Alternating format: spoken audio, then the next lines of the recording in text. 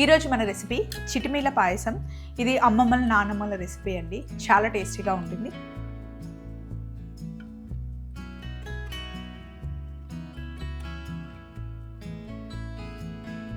చిటిమీలు అంటే ఇవి.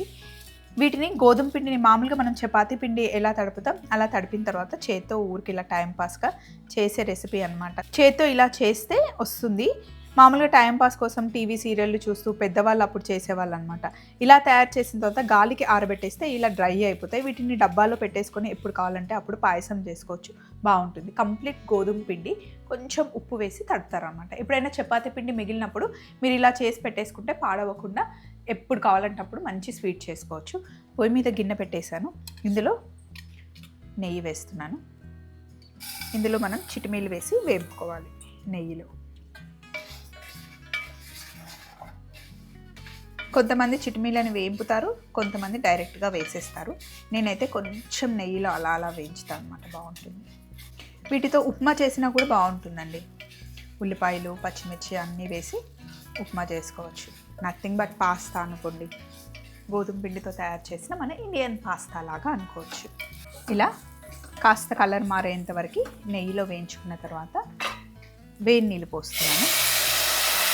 చిటిమీలు మునిగేంత వరకు నీళ్లు పోసి కాస్త ఉడికిన తర్వాత అప్పుడు మనం పాలు పోసుకోవచ్చు. తొందరగానే ఉడికిపోతాయి, ఎక్కువ టైం ఏం పట్టదు. ఇలా ఆల్మోస్ట్ చిటిమీలు ఒక 70% ఉడికిన తర్వాత ఇందులో మనం పాలు వేసుకోవాలి, చిక్కటి పాలు. ఇప్పుడు కంప్లీట్గా చిటిమీలను మనం ఉడికించుకోవాలి. ఇలా పాలతో పాటు చక్కగా ఉడకాలన్నమాట. కంప్లీట్గా ఉడికిన తర్వాతనే మనం ఇందులో స్వీట్ వేసుకోవాలి. ఇందులో బెల్లం వేయరు, నాకు తెలిసి అయితే ఎప్పుడు చక్కెరతోనే చేస్తారు. రెగ్యులర్గా కాకుండా మామూలుగా అయితే చిటిమీల పాయసం ఇలా పల్చగా మధ్య మధ్యలో మనకి చిటిమీలు తగులుతూ ఉంటాయి.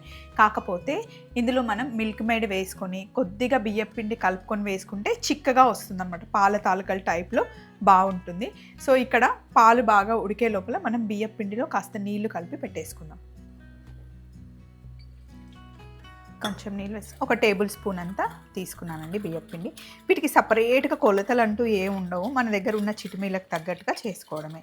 షుగర్ ఎంత వేసుకోవాలి అంటే మనం చిటిమీలు ఒక బౌల్తో తీసుకున్నాం అనుకోండి, అంతే బౌలు షుగర్ వేసుకోండి. షుగర్ కూడా మీ స్వీట్కి తగ్గట్టుగా మీకు నచ్చినట్టుగా స్వీట్ లెవెల్స్కి వేసుకోండి. మనం సేమియా ఉడికించేటప్పుడు చూస్తాం కదా, సేమియా ఉడికిందో లేదా ఇలా చేత్తో అంటే మనకు తెలిసిపోతుంది చిటిమీలు ఉడికాయా లేదా. ఇలా ఉడికిన తర్వాత ఇప్పుడు మనం కలిపి పెట్టుకున్న బియ్యం పిండిని కొంచెం యాడ్ చేసుకోవాలి, చిక్కబడుతుంది. అలాగే ఇందులో కండెన్స్డ్ మిల్క్ వేస్తున్నాను. కండెన్స్డ్ మిల్క్ వేసి కలిపేసాను. కొంచెం షుగర్ పడుతుంది, ఒక 2-3 స్పూన్ల షుగర్ వేస్తున్నాను. లైట్గా మైల్డ్ స్వీట్ ఉంటేనే బాగుంటుంది.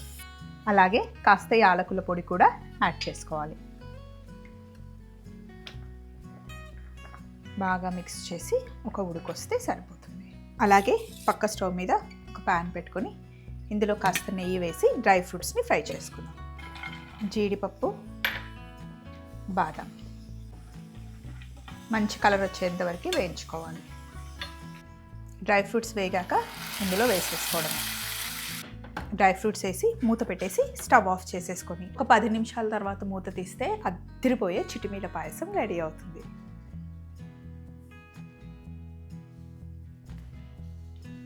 ఇంతే, చిటిమీల పాయసం రెడీ అయిపోయింది. చిటిమీల పాయసంలో మీరు కావాలి అంటే నానబెట్టుకున్న సగ్గుబియ్యం కూడా వేసి ఉడికించుకోవచ్చు. అలాగే కాస్త బొంబాయి రవ్వ కూడా వేసి పాయసం లాగా తయారు చేయొచ్చు. చాలా చాలా ఓల్డ్ రెసిపీ అండి. కాకపోతే ఇప్పుడు మనం ఇందులో కొంచెం కండెన్స్డ్ మిల్క్ యాడ్ చేసాం. అలాగే కాస్త బియ్యం పిండి కూడా నా స్టైల్లో యాడ్ చేశాను కాబట్టి టేస్ట్ బాగుంటుంది. ఇలా ఒకసారి ట్రై చేయండి. ఇంట్లో ఖాళీగా ఉన్నప్పుడు ఎప్పుడైనా గోధుమ పిండిని తడిపి చిటిమీలు చేసి తయారు చేసుకోండి, బాగుంటుంది. మళ్ళీ ఇంకొక సింపుల్ రెసిపీతో కలుసుకుందాం. బాయ్.